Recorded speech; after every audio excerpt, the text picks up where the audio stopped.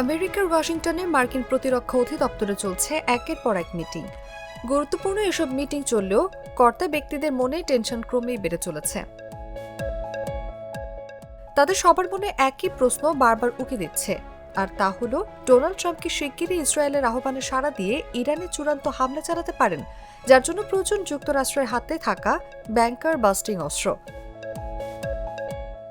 কর্তা ব্যক্তিদের মনে থাকা এই প্রশ্নের কারণ হিসেবে বিবেচনা করা যায় বর্তমানে ট্রাম্পের বক্তব্যে বড় ধরনের পরিবর্তন।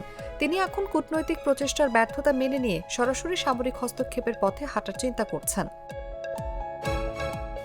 ট্রাম্প এমন একজন প্রেসিডেন্ট যিনি পরিস্থিতির চাপে গণবিধ্বংসী অস্ত্র বিস্তারের ভয়ে নিজের আগের বক্তব্যকে সত্য প্রমাণ করতে গিয়ে মধ্যপ্রাচ্যে আরেকটি যুদ্ধের দিকে এগিয়ে যেতে পারেন, যার কোনো নিশ্চিত পরিণতি নেই।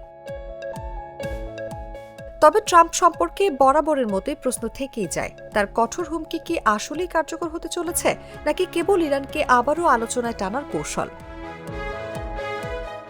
বিশ্লেষকরা মনে করছেন ট্রাম্প যদি এই পদক্ষেপে যান তবে তিনি নিজের রাজনৈতিক দর্শনেরও বিরোধিতা করবেন, কারণ যুক্তরাষ্ট্রের আগের প্রেসিডেন্টদের রেজিম চেঞ্জ নীতির কঠোর সমালোচক ছিলেন ট্রাম্প।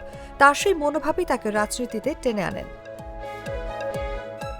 ট্রাম্প যদি নিজের নীতির বিপরীতে দাঁড়িয়ে ইরানের উপর হামলা চালানোর সিদ্ধান্ত নেন, তা শুধু মধ্যপ্রাচ্য নয়, গোটা বিশ্বকেই এক অনিশ্চিত ভবিষ্যতের দিকে ঠেলে দিতে পারে বলে মনে করছেন বিশ্লেষকরা।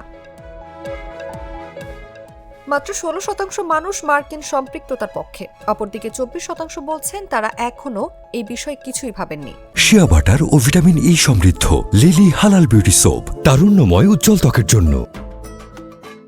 এদিকে ডেমোক্রেটদের মধ্যে 65% মার্কিন হস্তক্ষেপের বিরোধিতা করেছেন এবং রিপাবলিকানদের মধ্যে এই হার 53%। প্রায় 61% স্বতন্ত্র সদস্য এই পদক্ষেপের বিরোধিতা করেছেন। জরিপে আরও দেখা গেছে যে অর্ধেক আমেরিকান ইরানকে মার্কিন যুক্তরাষ্ট্রের শত্রু হিসেবে দেখেন, যেখানে 25% বলেছেন যে এটি বন্ধুত্বপূর্ণ নয়। এদিকে জরিপে অংশ নেওয়া অর্ধেক মার্কিনীদের মতে ইরান যুক্তরাষ্ট্রের শত্রু, আর 25% বলেছেন দুই দেশের সম্পর্ক বন্ধুসুলভ নয়।